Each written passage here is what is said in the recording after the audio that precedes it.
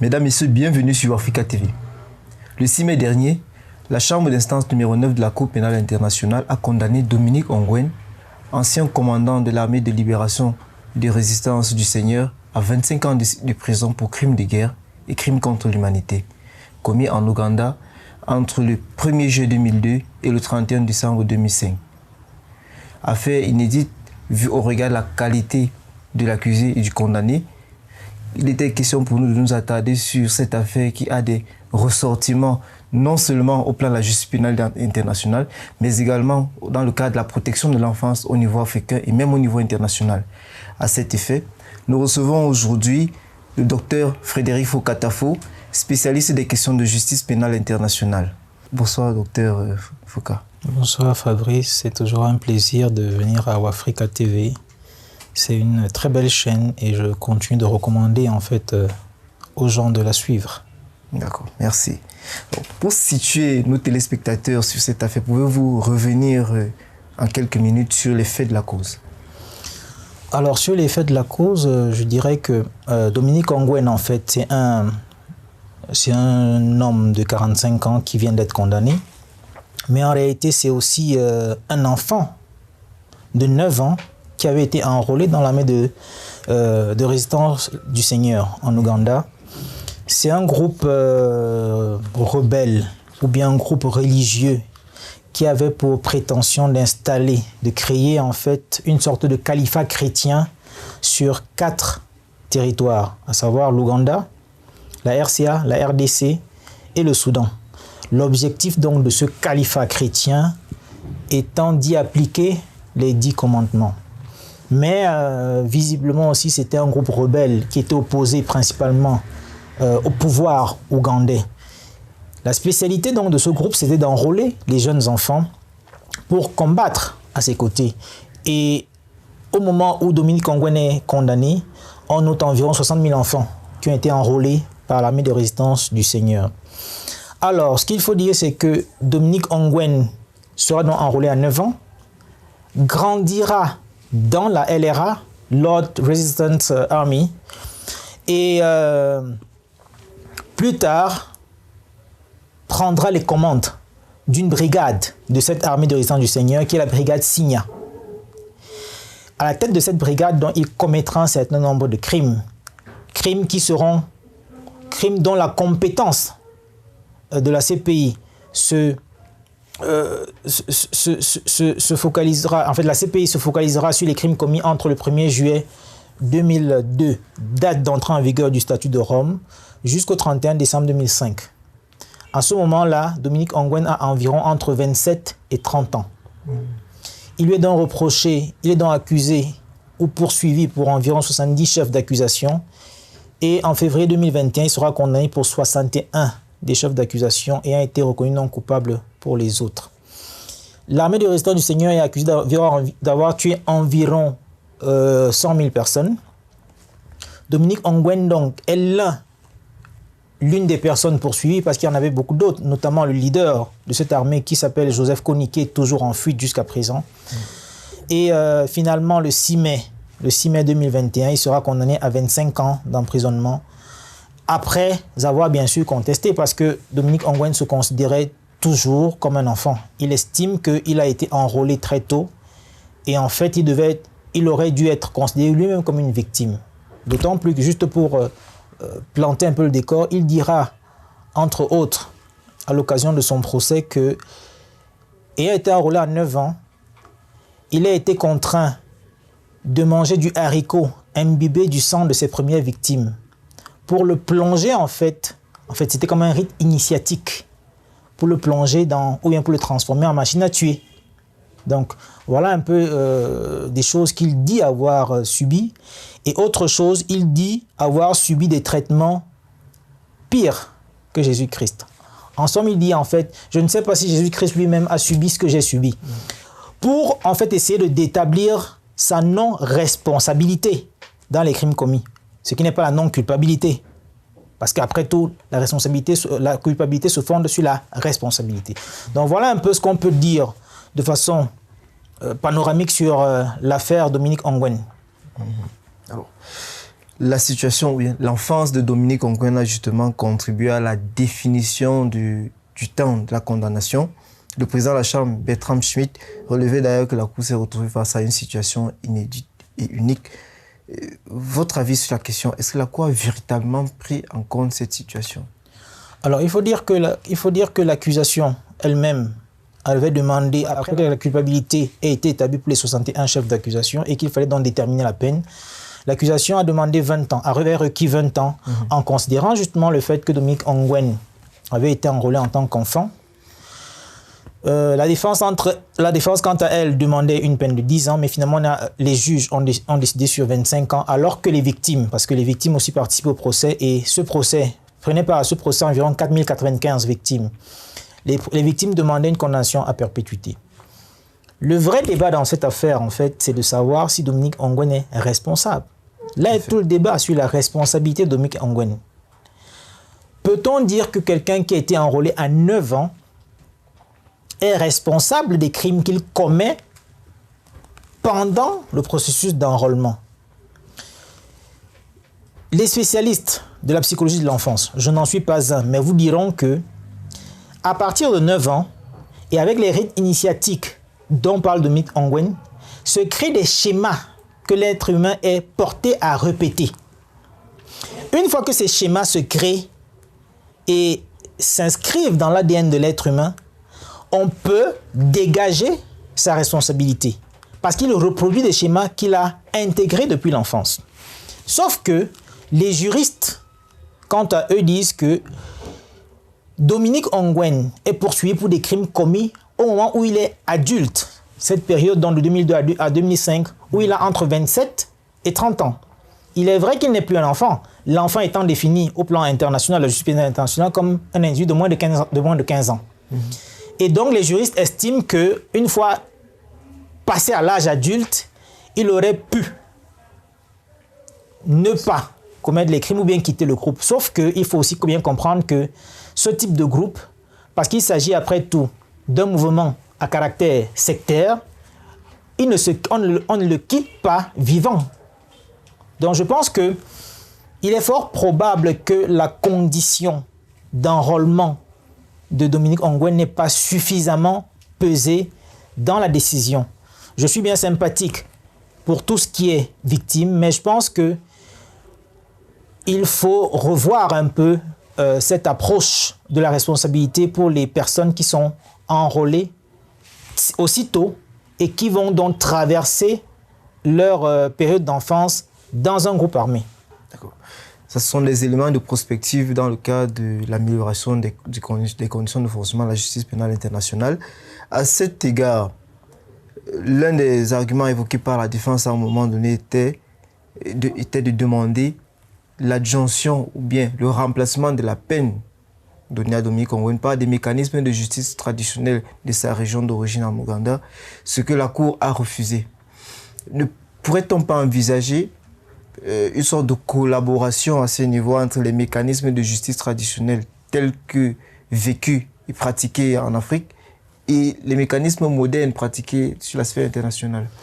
Non, sur ce plan, je ne pense pas. Je pense qu'une fois que Dominique Ongwen est transféré à la CPI, ce sont les mécanismes et les procédures de la CPI qui s'appliquent. Et bien sûr, une fois que vous êtes reconnu coupable, une peine sera prononcée. Le maximum pouvant être prononcé, là c'est la peine à perpétuité, qui peut rapidement être aussi... Parce qu'il y a deux types de maximum. Le maximum, c'est 30 ans, mais dans les cas les plus graves, on peut aller à une peine à perpétuité, la peine de mort étant interdite. Donc, je ne pense pas qu'il y ait d'autres formes de sanctions de type traditionnel qui pourraient être appliquées par la CPI. Je crois que ce serait beaucoup plus difficile.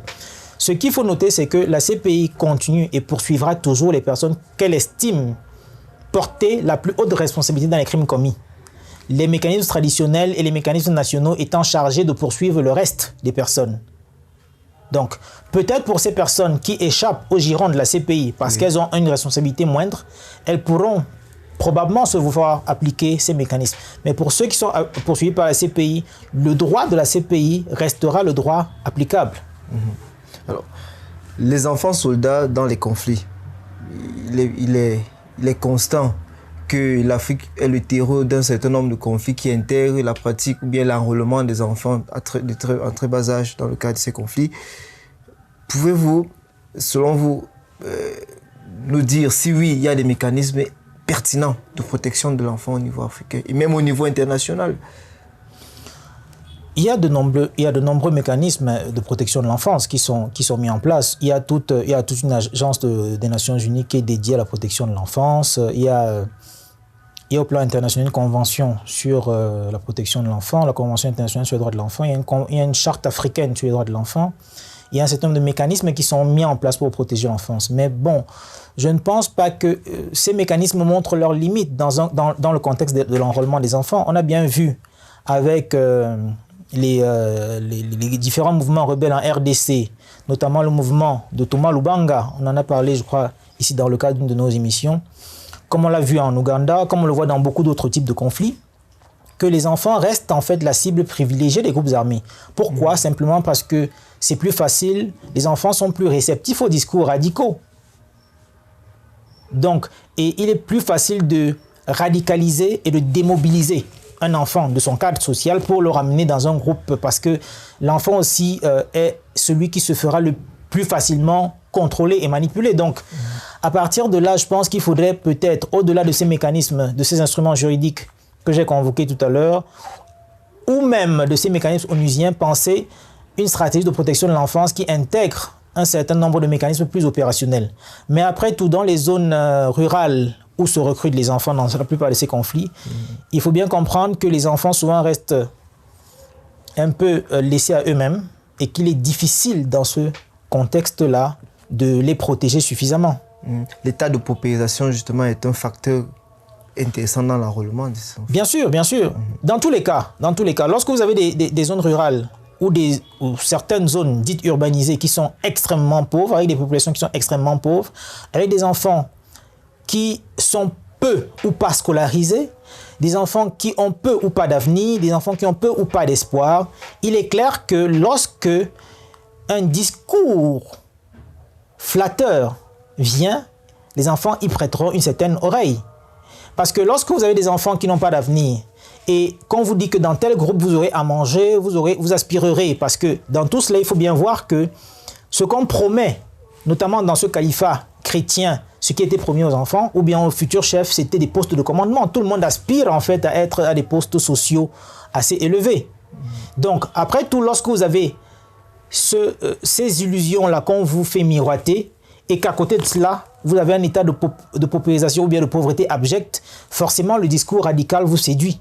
Donc, il faudra aussi peut-être, pas seulement les mécanismes internationaux et régionaux, mais que l'État lui-même joue son rôle dans la scolarisation et dans la définition, bien dans l'entretien d'une flamme d'espoir pour les enfants, notamment à travers l'école, à travers d'autres mécanismes qui leur permettent de, non seulement de ne pas être sympathiques aux discours radicaux, mais de pouvoir savoir faire la part des choses.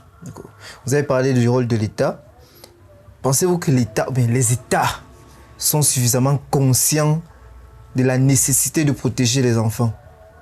Parce qu'on ne va pas parler des organisations internationales, sachant qu'elles ne sont que le réceptacle de la volonté des États. Pensez-vous que les États ont suffisamment pris en compte cet élément dans la définition de leur politique? Je crois que les États sont conscients de la nécessité de protéger les enfants.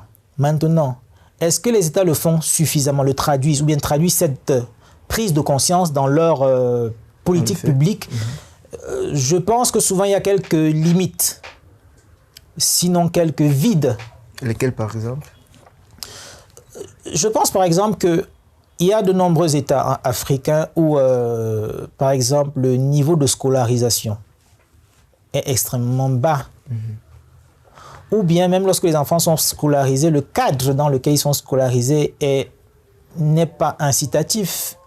Dans le même temps, faut bien prendre en compte le niveau des pratiques culturelles. Vous savez que dans de nombreuses zones, lorsque l'enfant se sent plus berger qu'écolier, et lorsque la saison de la transhumance arrive, l'enfant ira derrière ce qu'il a vu ses parents faire plutôt que d'aller à l'école. Tout comme dans d'autres zones aussi, la saison des pluies ne favorise pas la scolarisation, vu qu'il n'y a pas Il n'y a pas d'abri pour les écoles. Donc, je pense que si les États veulent les États doivent accompagner leur prise de conscience par des faits. Et ces faits se traduisent en choses simples. C'est pouvoir mettre en place des structures d'encadrement des enfants qui ne sont pas nécessairement des écoles, mais qui permettent en fait de garder les enfants dans un certain cadre qui les amène à se construire une personnalité, à se construire un avenir au sein de l'État en se sentant des personnes à part entière et des personnes sur qui également pèse en fait l'avenir de la nation. À partir du moment où il n'y a pas tout cela, il s'opère nécessairement une déconnexion entre les enfants et l'État. Surtout que la plupart des États africains qui sont hyper centralisés sont cantonnés dans les grands centres urbains et assez distants ou assez éloignés des zones rurales. Donc du coup, l'enfant ne voit pas l'État et est donc sympathique à ce qu'on pourrait lui présenter comme un substitut de l'État. Et la place de l'individu, parent, le citoyen parent. Mais la place du parent reste une place centrale, c'est-à-dire que ce n'est pas ce que je définis, ce n'est pas un rôle absolu de l'État. Le parent lui-même a un devoir dans l'encadrement de ses enfants.